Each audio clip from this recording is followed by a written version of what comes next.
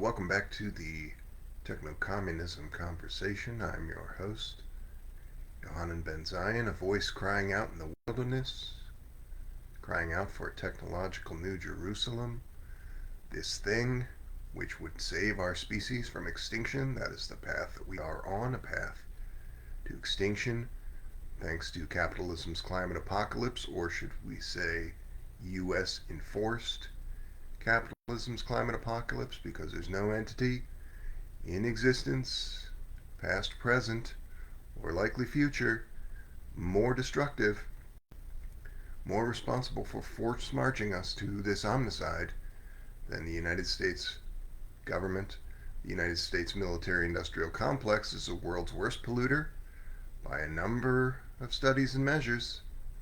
But it's far worse than being merely the world's worst polluter, because its only real job on the world stage, it doesn't protect you, it doesn't protect people in other countries. Its only real job on the world stage is protecting other super polluters, creating this inescapable regime of global super pollution that is causing the likely extinction of humankind, or the death of many billions short of that. You say, Ben, I don't think everybody will die. Some people will live. Consider that making that assertion makes you just about the most racist human being that's ever lived, because on that trajectory, billions and billions of people will die in the global south. That's already been the effects of capitalism's climate apocalypse, the displacement and murder of billions, or rather many millions. But that number's not too off when you include displacements. This is, and so when you say, I don't mind this system so much, it's not going to kill everyone, what you are saying is, I am a European supremacist, so-called white supremacist, Eurocentric pig of the worst kind. I will contribute in whatever way I can to the mass murder of black and brown skinned folks, so that I can have certain kinds of comforts and assurances. None of that means anything, because you're not very likely to survive in that situation where billions die. Just as I saw again this cartoon I saw before of the describes the trolley problem, a well-known philosophical thought experiment, and a guy wakes up and he's tied to some train tracks next to another guy who looks to be pleasantly deranged. And the guy who wakes up says, "What the hell is going on? Why are we tied up?" And the deranged guy, who's apparently deranged because he's accepted his fate, said, "We're in the trolley problem, pal. There's a train coming. We're about to get run over." And the recently awoken says, "The trolley problem. I always assumed I would be the one pulling the lever." And they pan to the person pulling the lever, who's a rich Uncle Pennybags, representative of the bourgeois forces of the bourgeois, which, if you are a European descended person in the North Atlantic country, you are effectively a workforce of the bourgeois. You are the person pulling this lever with whatever force you're able to exert to kill billions of people in the global south and all of humankind. These forces of elitism and cruelty have no interest in seeing a sustainable world. They have no ability to see a sustainable world, and thus, by their nature, their lives are forfeit. So the only thing that people can do, real human beings can do, is save themselves by fighting against these people. And when you consider that these people who dominate world affairs now are, by their nature, unable to preserve even their own existence, much less anyone else's, they should be viewed as enemy combatants. This is why people say, eat the rich. It's not just a colorful thing to say. It is the necessity of building a humane and sustainable world wherein human beings do not go extinct. It's not possible to build a humane and sustainable world without a humane and sustainable economic system. It's not possible to build a humane and sustainable economic system without a fight, a part of yourself, a revolutionary, and many others like you joined together in a more strategic fashion than not only what is currently being done, but what has ever existed. And that mass movement in this 5 year time frame before we reach runaway overheating from capitalism's climate apocalypse, which is the situation according to every climate scientist, every credible climate scientist says that by around 2029 we will have reached a situation where we have changed our environment so much that there's no going back. Runaway overheating from capitalism's climate apocalypse is well in evidence. You make a study of the damage that human beings have done to the environment. It's not human beings that have done damage to the environment, right? It's the forces of capitalist industry and the forces of financial capital and empire generally that have done this, namely from these Eurocentric swine that represent 9% of the population, world population, but nevertheless have this outsized role in world affairs. They are fascists. And so when you say human beings are the problem, you are attributing qualities to the other 91% of people who have very little role to play in that, and attributing deeds to them that they did not do. That the European pig and the system that they represent is responsible for. And don't make that habit of generalizing to other systems what is falls firmly at the feet of capitalist and fascist pigs. And because of this 5 year ticking clock, I have tended to focus on using advanced computing, which is a different sort of thing than other tools and weapons of past. I think the only thing that you can really say of this is that advanced computing, so-called AI, is the most powerful revolutionary weapon that has ever existed. On par with, or from certain analysis, more powerful than, say, the gun itself, the use of weapons of a more literal kind, the written word. I think that it's fair to say that this is on par in a kind of influence can be applied there with those things. But more to the point, in that 5 year time frame, if we are going to build a thing strong enough to stop capitalism's climate apocalypse, we cannot reverse the effects of capitalism's climate apocalypse. Don't engage with the bourgeois fuzzy logic of this sort of thinking. By and large, the people that I used to be associated with, the kind of tech-focused and techno-optimist people, when prompted, when forced to discuss this, which they don't generally like to discuss, most people in general have their heads way up their asses when it comes to capitalism's climate apocalypse. That is the European descended pig.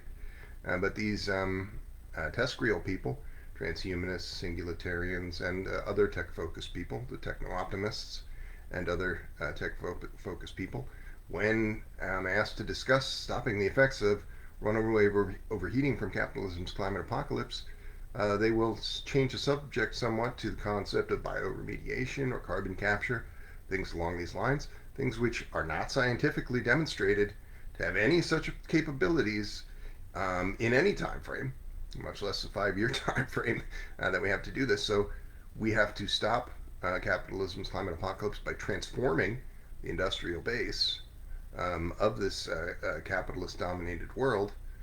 And this is not something that you can do by asking nicely the people who are killing the planet, who have no regard for their own well-being or anyone's well-being. We've been in that situation for about a half a century or so, of people asking nicely, how are we going to stop capitalism's climate apocalypse? And there's no adults in the room, no one willing to do what need to be done.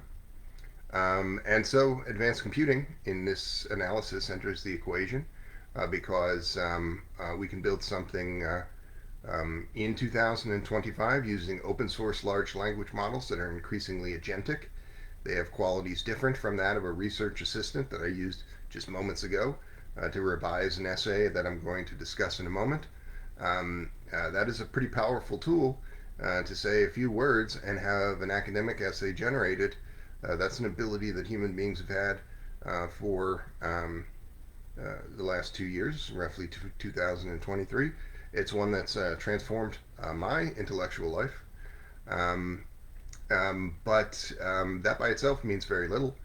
But the development of a thing a little bit more powerful with this thing called agency, uh, having insight into its own behavior and being able to steer or undertake projects, um, having this thing that more closely approximates human intelligence is a significant development. But that also by itself is very little moment.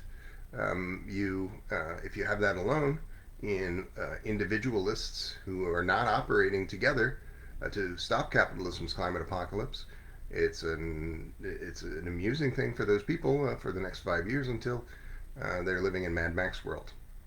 And so um, we have to take this more collectivist analysis of this most powerful revolutionary tool that's ever existed, advanced computing. And that leads us to using this open source LLM work group as a high automation framework to develop something that is fundamentally a workforce multiplier operating on this sleeping beauty principle, where if you host this open source large language model on your computer, you download this thing that's been specially tailored to work with other open source large language models. You are the sleeping beauty because you're having to do very little work, but nevertheless, the AI agent quality of these things and their ability to work with one another makes them a powerful force and makes you effectively someone who's doing a higher level work than a comparable group of scientists or engineers without the benefit of this workforce multiplier would not be able to do. So much so that you could say that in steering this agentic mass, in helping to steer this agentic mass and working, answering a few emails in the course of a week, maybe just yes or no emails for the most part, um, you are nevertheless a better class of revolutionary than any that has ever existed. I would hazard that that is true. And so we have to build this open source large language workforce multiplier into something that is not just merely something that could maybe produce some minor humanitarian result, transforming a city for the better. Consider the destruction of the environmental devastation that's been unleashed on the United States um, on the East Coast in recent days. There are measures that could be taken by an open source workforce multiplying group um, to help to protect the city or create early warning systems that are centered on these AI agents. Other measures that could be taken at some small group of hundreds or thousands of people operating in the way that I described could very well transform a cityscape in this or other ways. But that means very little. And if the ticking time bomb goes off in 2029 and you're living in a climate Mad Max world, it means very little that you did some minor humanitarian coup moments before. It made very little difference. And that is what will happen after 2029 when we reach runaway overheating from capitalism's climate apocalypse. In the decades to follow, at some point, Earth will be resembling the planet Venus in all the important particulars, more so than the planet that you know. That's already well understood. Just in the last year, a study said that in the last 12 months, as of about 2 months ago, no CO2 was converted to oxygen in the aggregate because of this overheating effect. Already, this runaway overheating is causing the lungs of the planet to collapse. You've heard warnings of this kind of thing occurring for decades now. It's really happening. There is not going to be enough oxygen. In fact, trend continues. Oxygen not being replenished, you will not have a situation where multicellular life can thrive on planet Earth. Similarly, when the runaway overheating affects itself, make it unlikely that mammalian life will be able to survive. Um, you have other effects along these lines, cascading tragedies deriving from capitalism's climate apocalypse. We can stop that, but it requires not just a gradual reform that will be sabotaged by these fascistic actors, and even if it weren't sabotaged, would take 20 to 30 years or more. But it requires revolutionary action, mass action now on your part, organizing to that end. I have, in the last of these videos, I described myself as a write-in presidential candidate. I've written an executive order. If elected, I will sign it on day one. That executive order disbands the United States federal government, distributing federal holdings to their rightful owners, the good stewards of this continent, the indigenous inhabitants of Turtle Island, and existing political bodies that would become um, the stewards of these holdings. Some of those holdings are things which should not exist at all, like this military bases and such.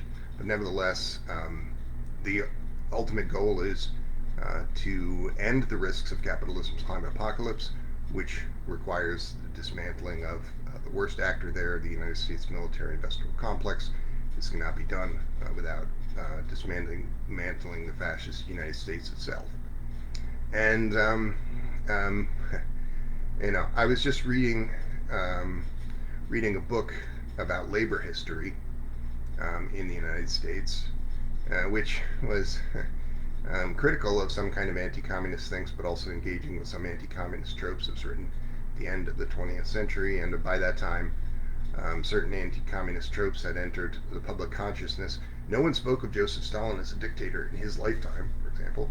It's only emerged in this Project Mockingbird CIA-run world, where it became necessary to demonize this person who's arguably most responsible for the building and running of the first form of state socialism, a thing which inspired the rest of the world to build things like public health services and housing authorities and humane and sustainable institutions and even humane and sustainable economic systems. So in the world where the elites had attained the level of power that we could say allows for this fascistic CIA-run world, that includes an incredible amount of propaganda, and oftentimes I read books where there's some analysis of problems that's on point, but nevertheless it engages with this anti-Stalin paradigm, as Grover Furr describes it, which is generally just an anti-communist paradigm. Well, if you are an anti-communist, you are a fucking idiot, right? There's no other word for it, because a communist is just somebody who's willing to fight to stand up for a humane and sustainable economic system. If your programming, your bourgeois sympathies, bourgeois filth that you've lived in, leads you to conclude that that's a bad thing, being willing to stand up for a humane and sustainable economic system, you're a piece of shit. You're a white supremacist at best. If not, a literal fascist, depending on the level of influence. Your drunk Uncle Joe might be a fascist sympathizer holding the same ideologies as somebody like Mike Pompeo, who's a fucking actual fucking fascist, right? Because he has a lot of influence.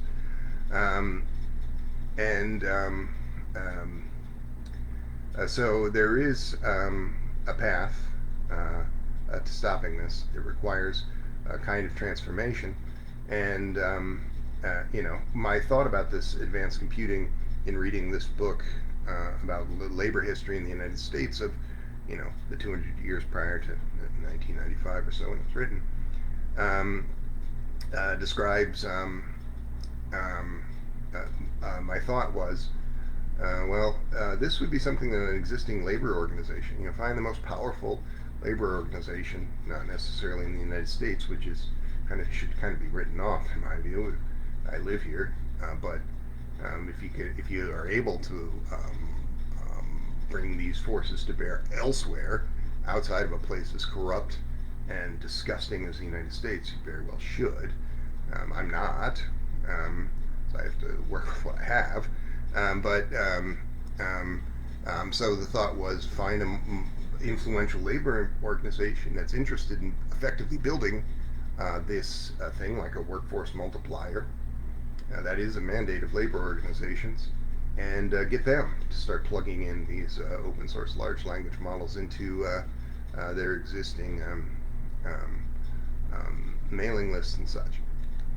Um, the problem with this is a little bit the problem that I've run into. People on in a conversation once about this presidential executive order and the Ben Zion 2024 presidential campaign. Somebody says, "Why aren't you working more closely with the Native American organizations that you're describing as taking the reins in this situation?"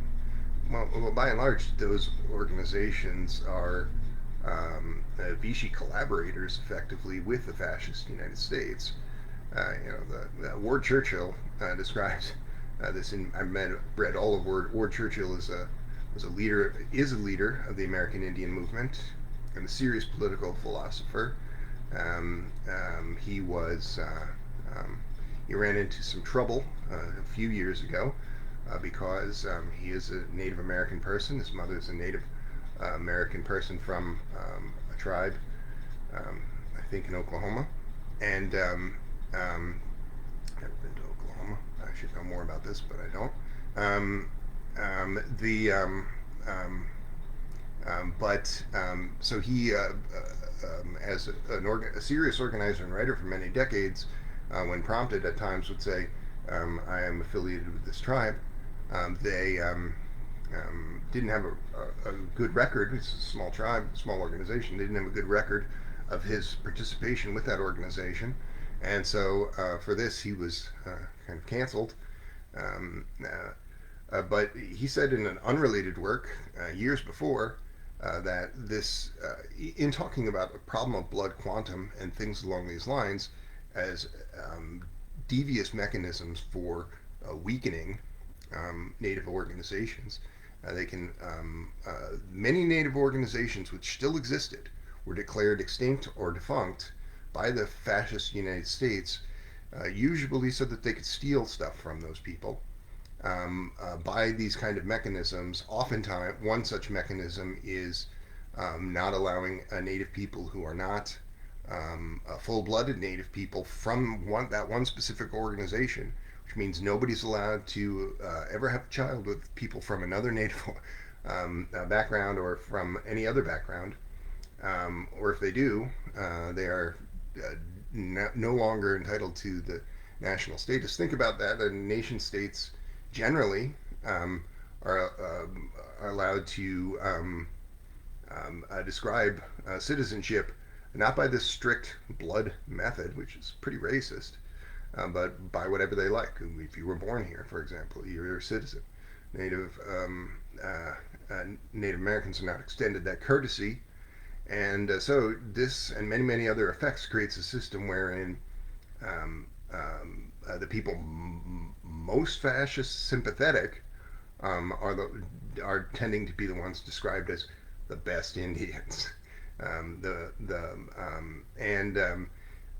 So this is what you run into when you say try to reach out to organizations and say we want to undertake this land back project.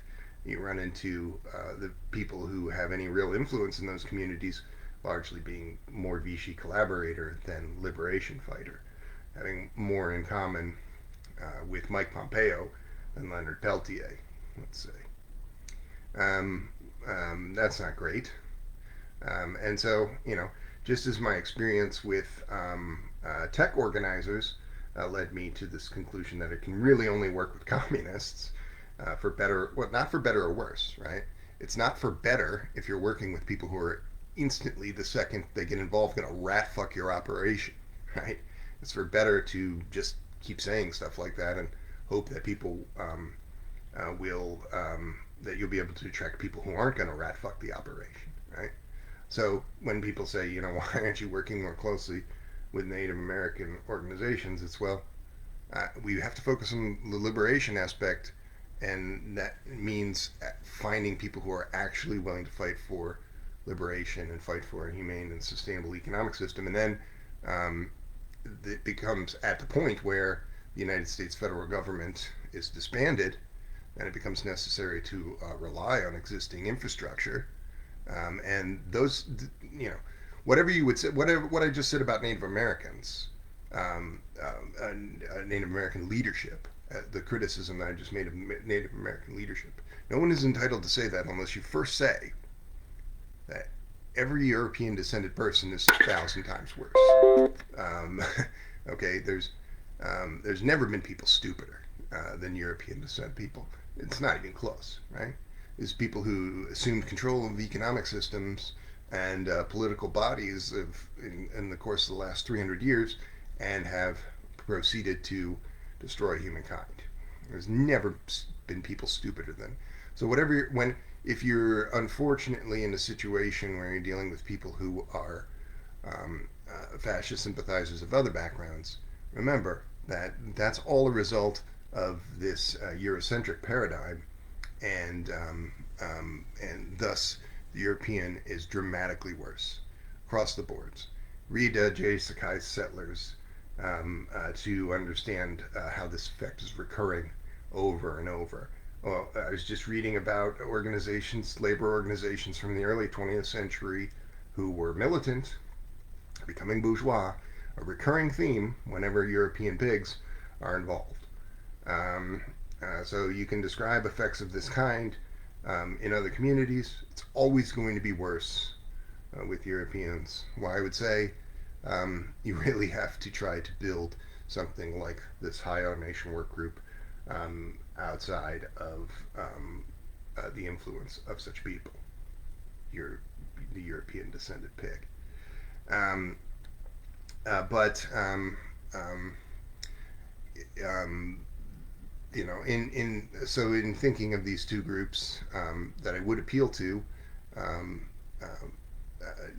Native American bodies that exist, or labor organizations, which the most influential labor organizations would tend to have more in common with the AFL of the mid 20th century and late 20th century, the bourgeois AFL, than the AFL of the early 20th century that was legitimately more militant.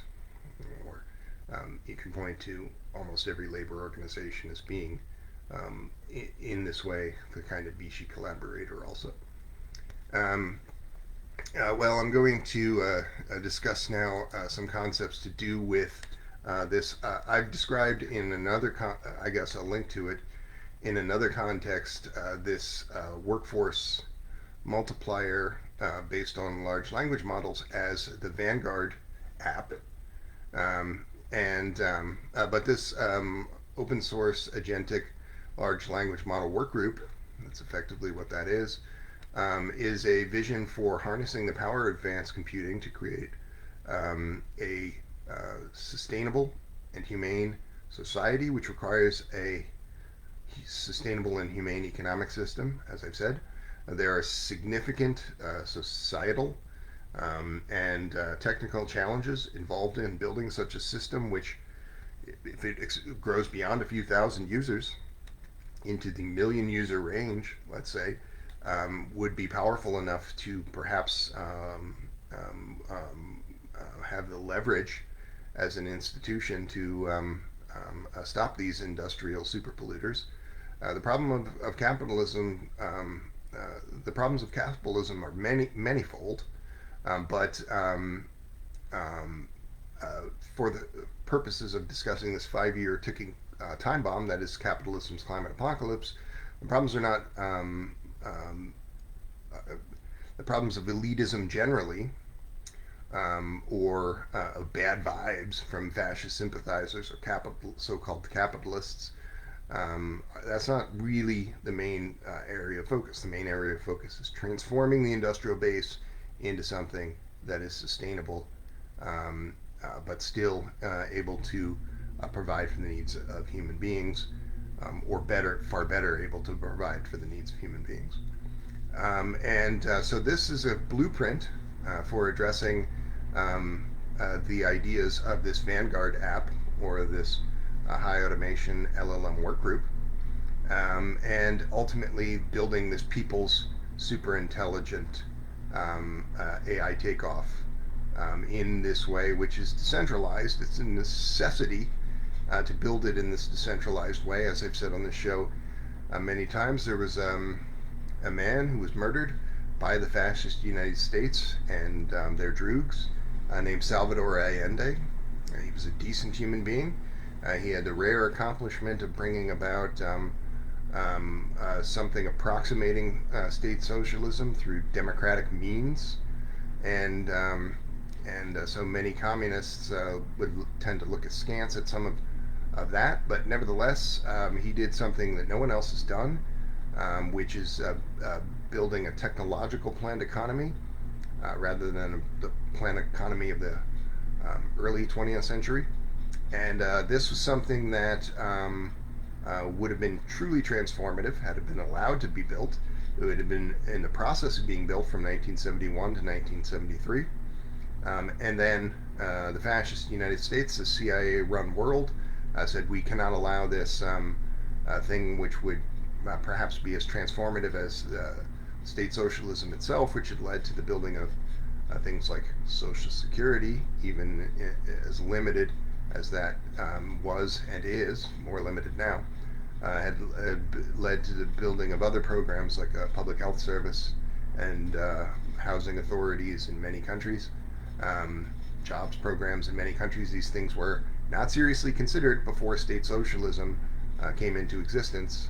They became considered quite seriously by many, many nations, even those with an imperfect or no dedication to the abolition of private wealth, because of the influence of state socialism.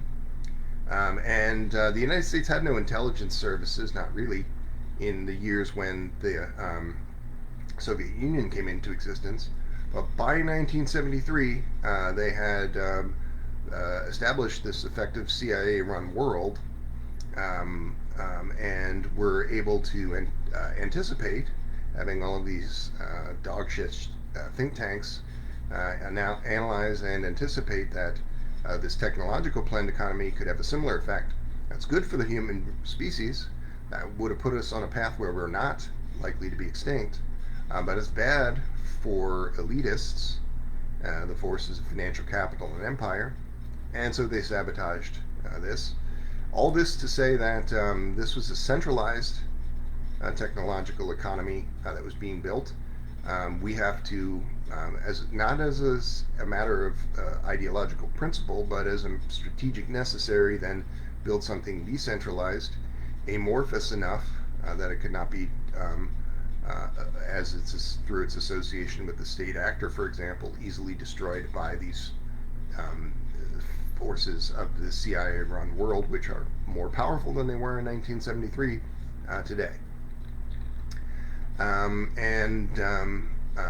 We are in the midst of a bourgeois AI takeoff, which is only going to produce effects that will further hasten the demise of humankind and the enslavement of those who survive. So we must instead build this thing, the people's AI takeoff. And one criticism that I was able to get from my chatbot is that my earlier writings were focused too much on one open source large language model, Llama 3.2 or Llama 3.1, as I had made a study of before Llama 3.2 is released, and that it should include other more open source ones, Mistral AI and others, and create an ecosystem of LLMs so that it's not reliant on one, and able to make better use of the unique abilities of each of these large variety of open source large language models. So that's something that I hadn't pointed out before. There's some other notes that I have, but they're discussing things that I have discussed before, so I'll maybe refer to those earlier videos. I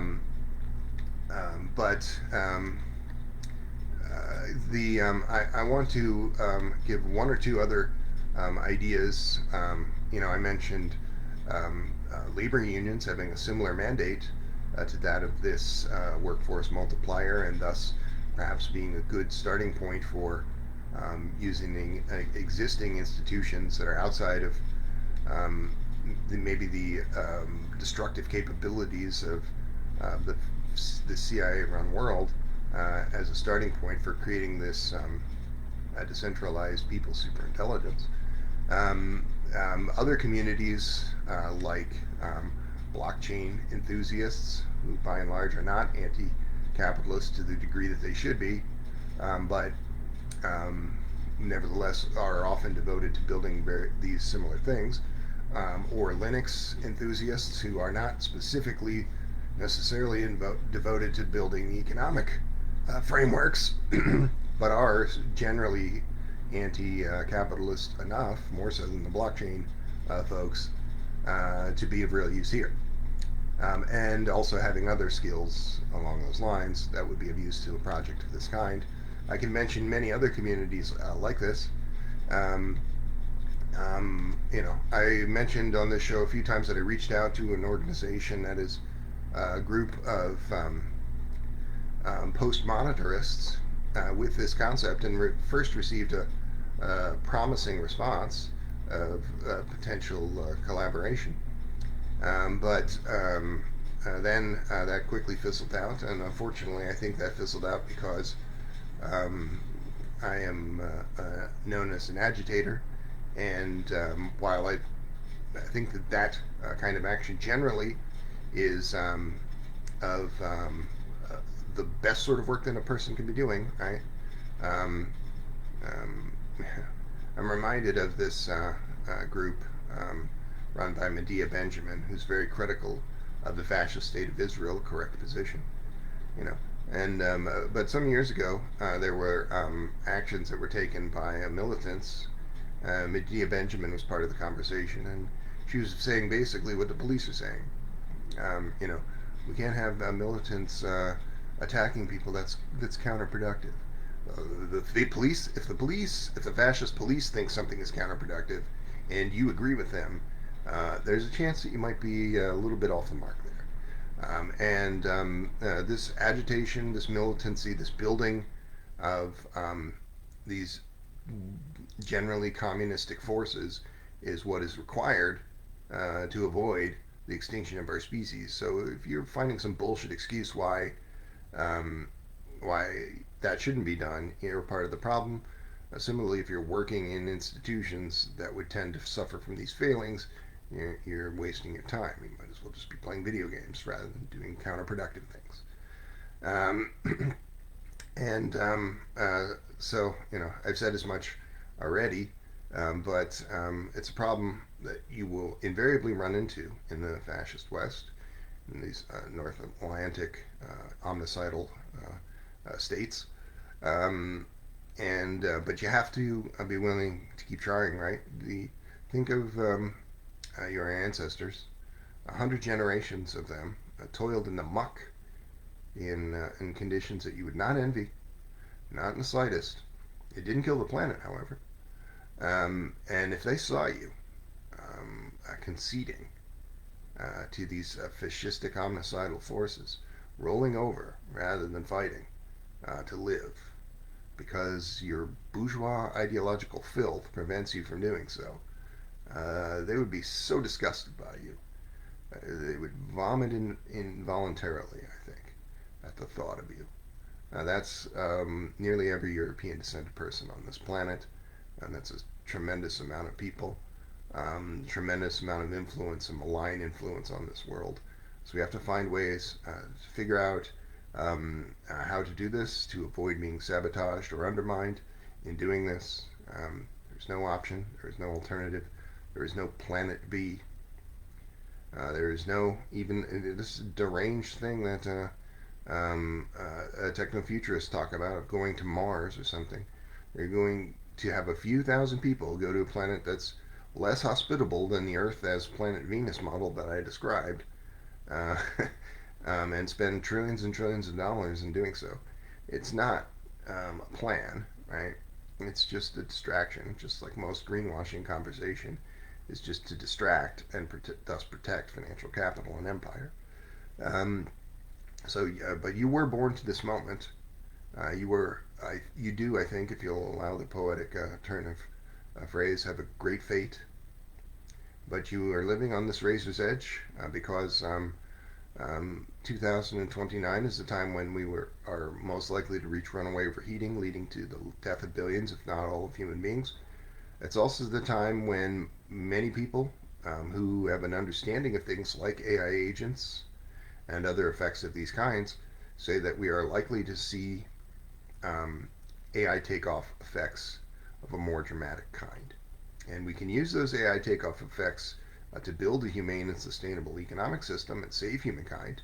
That's not what the people in the West who have control of these things are doing now. They're building a bourgeois AI takeoff, which only consolidates fortunes and preserves the power generally of empire and financial capital, things which should not be preserved, should be done away with. They must be done away with if humankind is to survive. So you are living in this razor's edge, this heaven or hell type situation, because the effects of the people's AI takeoff, the developing of people's superintelligence and a people's AI takeoff could be quite heavenly. They could lead to things like the building of a single payer public health services that are able to increasingly, in the wake of an AI takeoff, cure more and more diseases, even reversing the effects of aging itself, leading to an effect called indefinite lifespan, wherein people live as long as they would like, and not longer, presumably. You don't. No one's going to force you to live longer than you want to. But if you say I don't want to live very long, I don't think you'd really seriously consider that at any point. Just because you say, oh, it's 100 years or 150 years, you still haven't seriously considered that because you're not 100 years old. And if you were, you would still be clinging to life just as you always have been. Um, but this effect could lead to a universal super longevity for human beings on planet Earth easily in the years to come. If we are willing to build this people's superintelligence and people's AI takeoff, which, in my analysis, the best path there is building this high automation large language model agent work group. And Perhaps you have a better idea, but I don't see adults in the room, right?